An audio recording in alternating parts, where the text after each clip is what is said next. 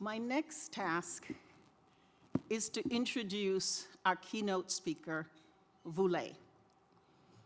Writer, prolific writer, commentator on nonprofit life, and the importance of being visionary servants to our communities. Voulay and I met maybe 2 months ago. I was so grateful that he said yes to this opportunity. You have a copy of his book in your bags. Reimagining our sector, reimagining how we serve, reimagining transformation, and making a difference to the people. I would say not only of this country, but of our world. It's my pleasure to welcome Voulay. Good morning, everyone. Okay, I am on West Coast time, all right? And you can tell because I'm bringing some West Coast glamour to New York right now.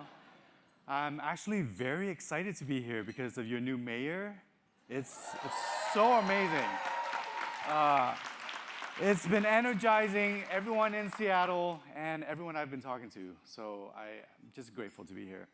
Also, I get all of my chapsticks from vendor and exhibitors at conferences. So yeah, thank you, vendors who have chapsticks today. And also, I'm just grateful to be invited because over the past couple of years, I've been really vocal on Palestine, and so like 80% of my speaking engagements dropped. Thank you. And since speaking engagement is my main source of income, I was thinking about like doing a nonprofit OnlyFans. It was just mainly me wearing like a Ross Dress for Less shirt and just reading grant award letters and like a really sexy voice, okay? So thank you for sparing me from having to do that. Today I'm just gonna talk about how amazing we are as a sector, all the challenges that we need to deal with, and some of the philosophies and practices that we need to just to re-examine. And a few disclaimers before I get started. One is that I have small children. I have not slept in like 10 years, 12 years or so, right? Two is that I don't claim to be an expert. I write a blog called Nonprofit AF, which stands for Nonprofit and Fearless, okay? But that doesn't mean that I know what I'm talking about, so please feel free to disagree with anything that I say. And some of the things I bring up may be uncomfortable, because I think if we're going to talk about reimagining like a better sector in the world, then I think we need to talk about like white supremacy and racism and things, right? So if you're feeling uncomfortable, I just hope that you lean in a bit. Also, I just represent myself. You know, it's easy to say, oh, Vu, he's on stage, he must represent all people of color, or all attractive vegans everywhere, or whatever. But there's just one person's perspective, okay? So feel free to disagree. I might cuss a little bit, right? But I think that's okay in New York, right? I was on a webinar, and I was talking about like the era that we're in, and this one lady, one person sent a feedback email in, and she was like, I really appreciate what Vu said, but like, did he have to use the F word? Well, yeah, fuck yeah, we were talking about fascism. Yeah, the only F word we should be worried about right now is fascism. Okay, so that's what we need to focus on right now. Let's start though with just how amazing we are as a sector. I would say that we're like air. Our sector is like air, whereas other sectors are like food, right? People can see food. They see food, they take pictures of food, they call themselves foodie, right? They take pictures and they put it on Instagram. But the work that we all do in this sector is like air, and no one appreciates air until they need it, until it's gone. Right? But no one is like taking pictures of air and calling themselves airy or whatever, you know? Right? So that's what you do every single day. Every single day, our sector allows our communities to breathe, and yet we're not seen or appreciated at all. There's barely any representation of our work in the media. Right? I mean, there's like 19 shows about cake, about baking. I was watching a show called Is It Cake? Everyone watches Is It Cake? Yeah. It's an entire show where people bake these really realistic looking cakes and then other people have to guess, like, is this a cake or like a shoe? That's like the whole premise of it. It's actually riveting, okay? It's riveting. And we do incredibly important work, but like no one knows anything about the work that we do here, right? And I think we need to be a lot more vocal now. I want to pitch some shows to Netflix about the cool work that we do, like the amazing free supplies race, where a bank moves or something, and they're like, hey, you nonprofits, we're moving, and we have all these free supplies. And all these nonprofits assemble into teams to be the first to get that sweet metal filing cabinet, right? Or dancing with major donors. Right? Yeah. Or my favorite, nonprofit and afraid. It's where we take someone who's never worked at a nonprofit before and we place them at a nonprofit. And they get a survival item, and it's like a 1993 Honda Accord. Right? Also, I'm thinking of like Nonprofit the Musical. And thinking of some cool characters we could have. This is a perfect place to pitch this, okay? Thinking of like cool characters we could have, like the consulting robot. It's like a robot that just repeats exactly what the staff says, but the board listens to it.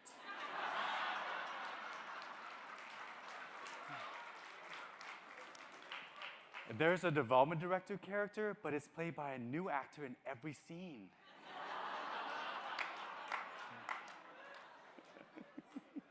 Anyways, y'all, our work is so incredibly important and vital, and we need to stop being like air, okay? The last few years have been really rough, right? It's been very challenging, and it's like our sector has been so used to this, to all these challenges all the time. And I don't want us to be there anymore, right? We've just been way too nice as a sector, and we just can't do that. We've just been dealing with so much BS, like overhead, for example. Like, I am sick of us talking about overhead and having to deal with it. I'm tired of people. Thank you.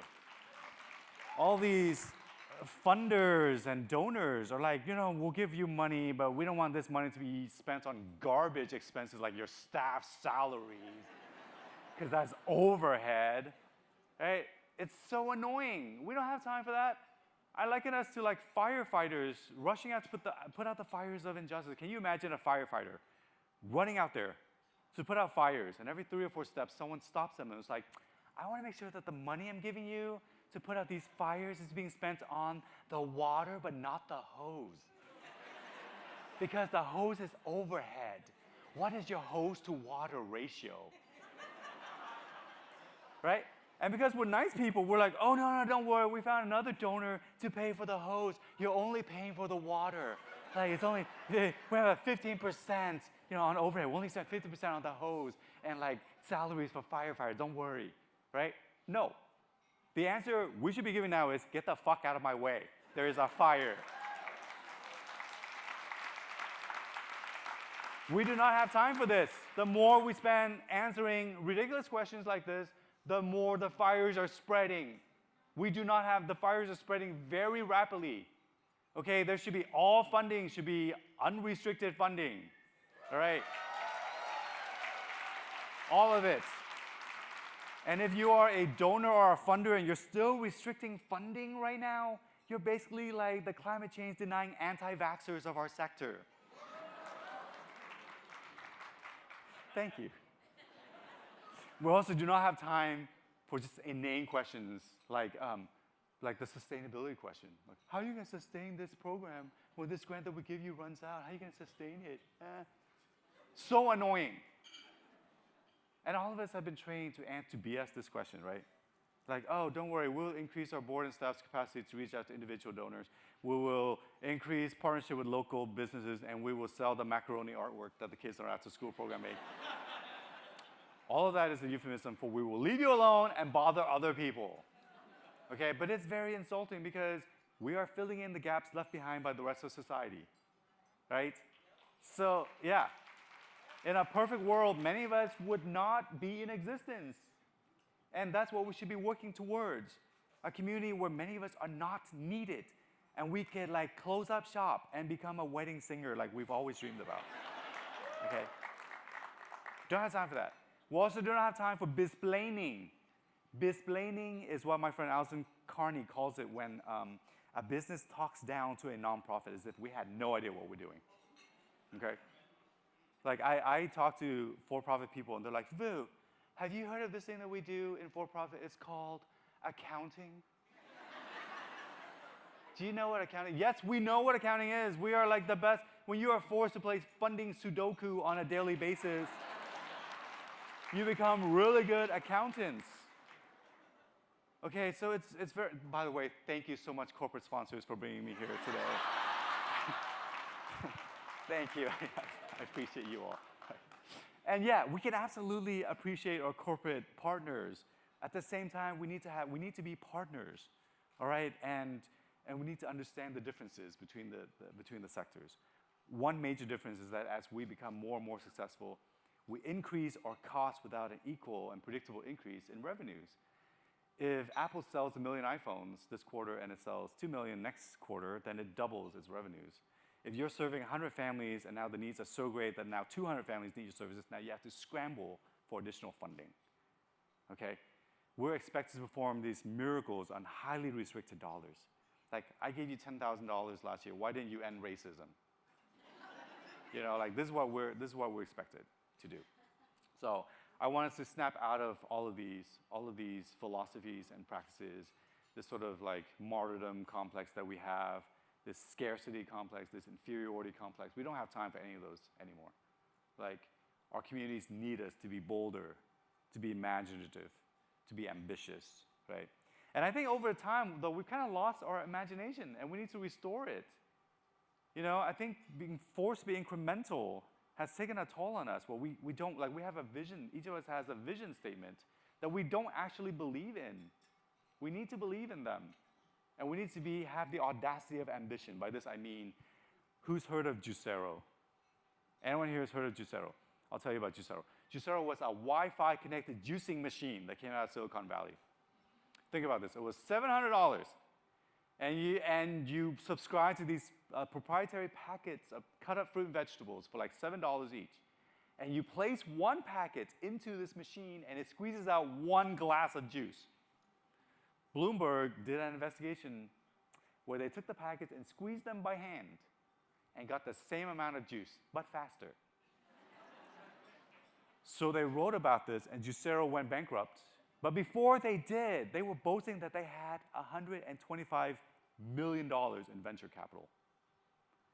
They were boasting that they had 50 full-time engineers working to design this Wi-Fi connected juicing machine. Meanwhile, some of us in this sector are like, can we please get $1,000 to end homelessness?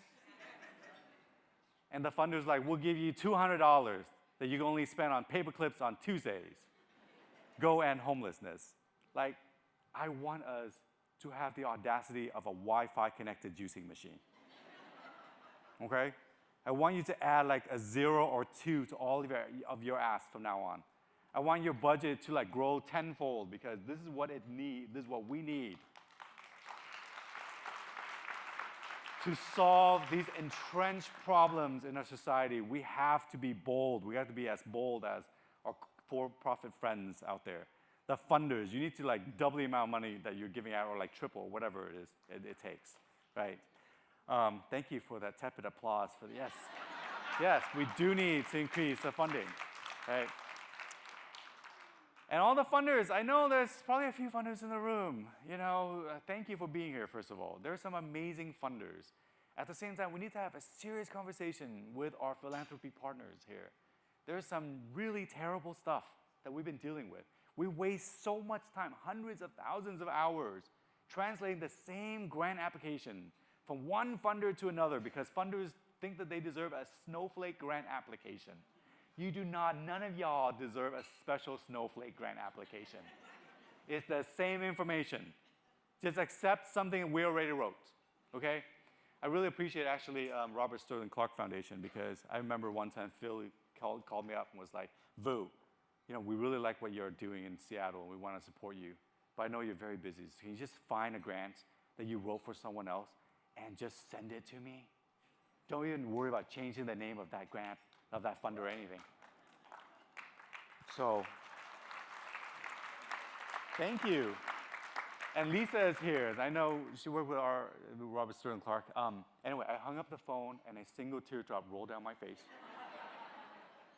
And I searched through my phone, and I found this grant proposal I spent like 40 hours writing. It was like a 10-page narrative, 12 attachments, including like the blood type of every board member, I don't know. Forwarded the whole thing to Robert Sterling Clark, and we got a significant grant from that. It only took me 3 minutes. That's how it should be, right? This is how it should be. Because it's the same information. We don't have time for this. We need our partners to be partners. All right, we need philanthropy to really understand and to operate in a different way, right? What are you saving all this money for in the first place? Like, give out, increase your payout rate, give multi-year general operating dollars. My God, that's the acronym, multi-year general operating dollars. We have to start learning from like the conservative funders. They fund 20 years at a time. 20 years at a time. They're willing to fund political engagement and advocacy. Right? They give general operating support. They fund leaders. And that's where we should be right now. Like this 95% being squirreled and hoarded away because you believe in perpetuity, that's ridiculous. What are you saving for? The rainy day is today. There's a monsoon right now. Okay? And all of us have to get over this sort of philosophy about like, we have so many terrible philosophies regarding philanthropy. We believe, for example, that this is other people's money, and we should be grateful when they give us any amount of money. No, a lot of wealth in this country has been built on like really inequitable means, like slavery, and stolen indigenous land, worker exploitation, environmental degradation, and tax avoidance, right? So this is not other people's money here. If they're avoiding paying taxes, then it's not their money. Okay, so stop being always so thankful about it all the time. And stop believing there's only so much money to go around. Like, I'm getting sick of this line that we hear. There's only so much money to go around and blah, blah, blah. That's why you were not chosen for this grant. No, there's so much money to go around. There's like $1.7 trillion just sitting there in endowments and donor advised funds right now.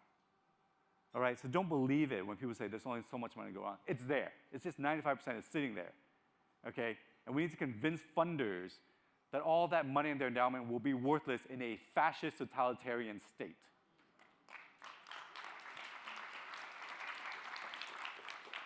We also need to do a much better job with our fundraising because I'm very tired of the way we've been doing fundraising, okay?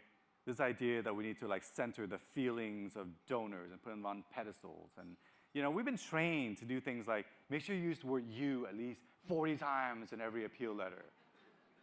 Make the donor feel like a hero. You did this. Because of you, we were able to do this. We couldn't have done this without you, blah, blah, blah. And it's gross. It's really gross. I don't like it. And I kind of liken it to this donor-centered approach to like, I don't know, like husband-centered marriages, right? Like, I've been a husband before, and I would love it every single time I did the dishes or something. My partner writes me a handwritten thank you note.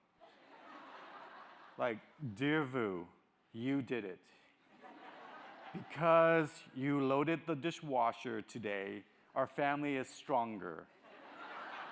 Our community is better because of you. The children and I are so thankful to have you in our family. Please attend this exclusive wine and cheese event for amazing husbands like you. Like, I would love that, okay? And I'd be more likely to do the dishes. But is that a partnership? No, it's not. That's not a partnership when one person is constantly chasing after the other one, thanking them all the time. That's not a partnership, okay? And that avoids like these difficult conversations that we need to have. In a real partnership, we need to have some difficult conversations, right? With our partners, we have to talk about like where their wealth comes from. And maybe they should be paying more taxes, right? These are things that are happening. The community-centric fundraising movement is a movement that to ground this work in racial and economic justice. And it's been doing incredible stuff. One of my friends attended a workshop where she discovered that her family's wealth came from stolen indigenous land.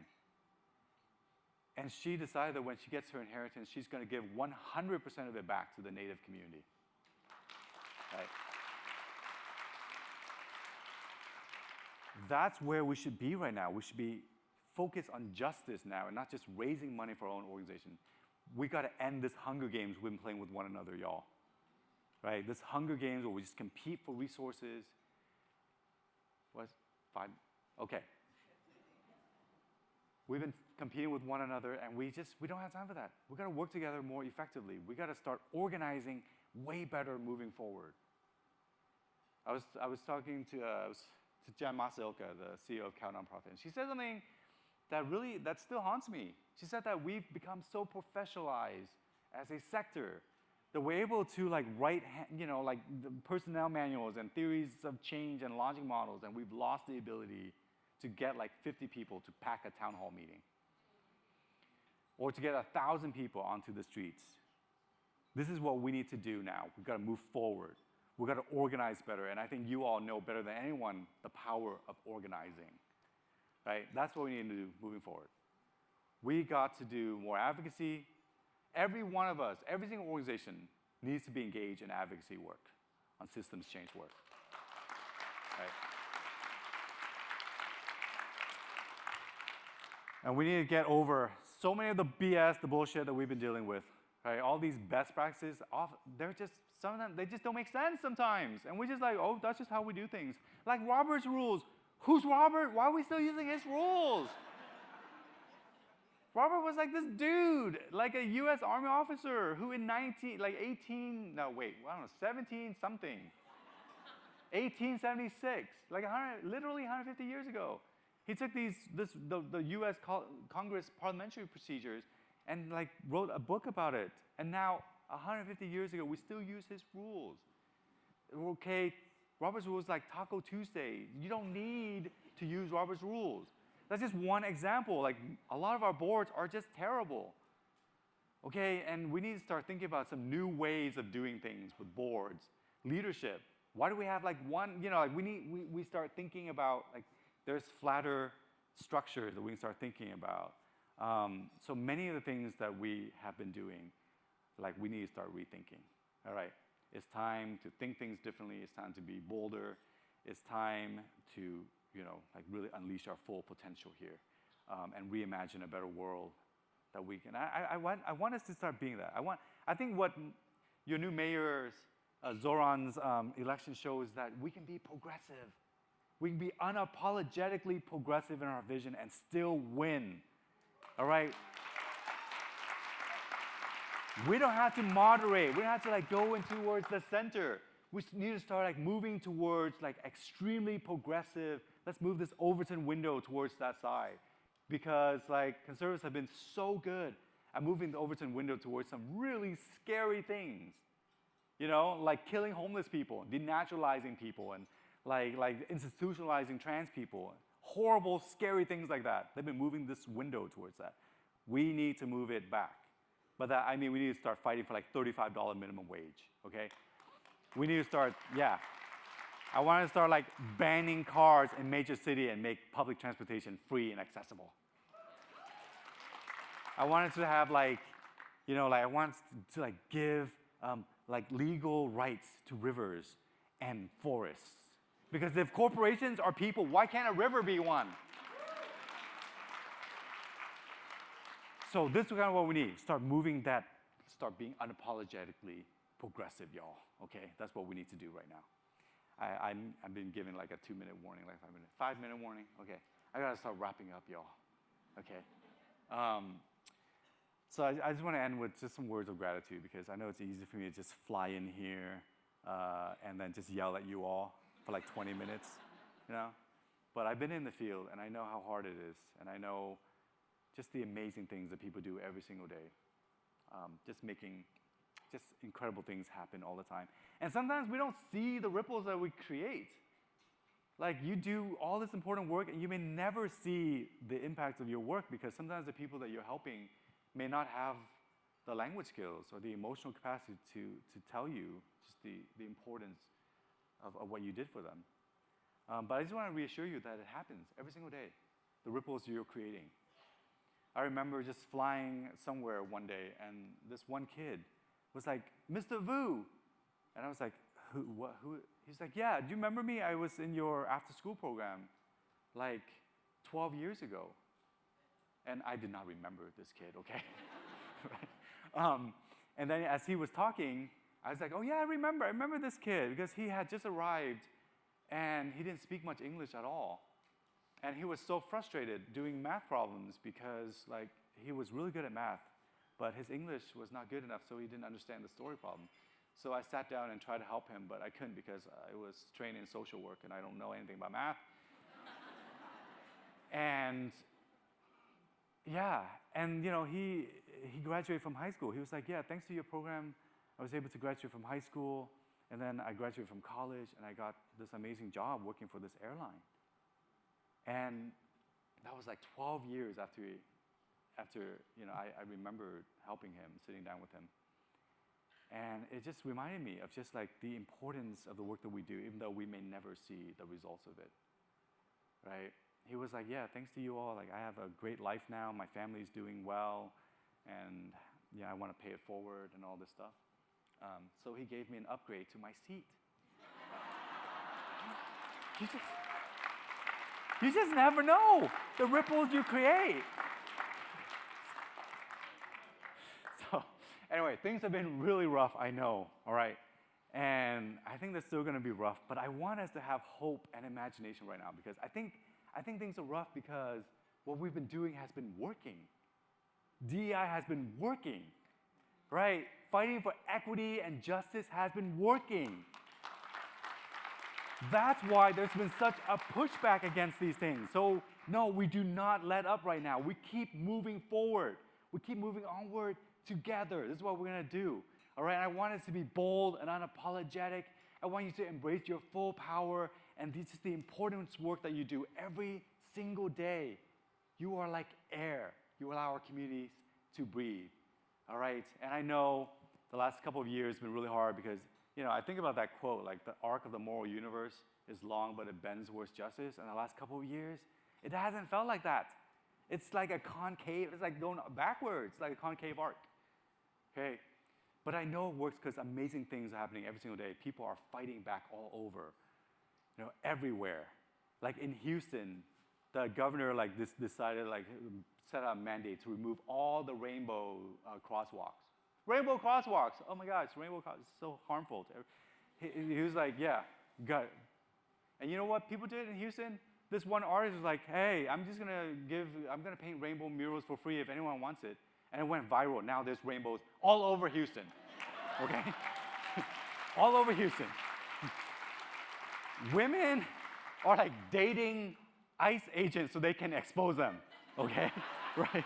There's just incredible things happening. In Portland, like this one cafe was like, "We're just gonna give free breakfast to everyone, okay, who's been affected by snap cuts." And you know what? Like the community just started pitching in. Now, like within a couple days, they raised $200,000. Like people have been pitching in. Like people who could barely afford anything could still put in like $1 or $2. Communities are fighting back. There's so many hopeful things happening all over the world right now. And you all should know that because of your new mayor and all the things happening all over. So thank you so much. I know that the arc of the moral universe bends towards justice because we are the ones who bend it. Thank you.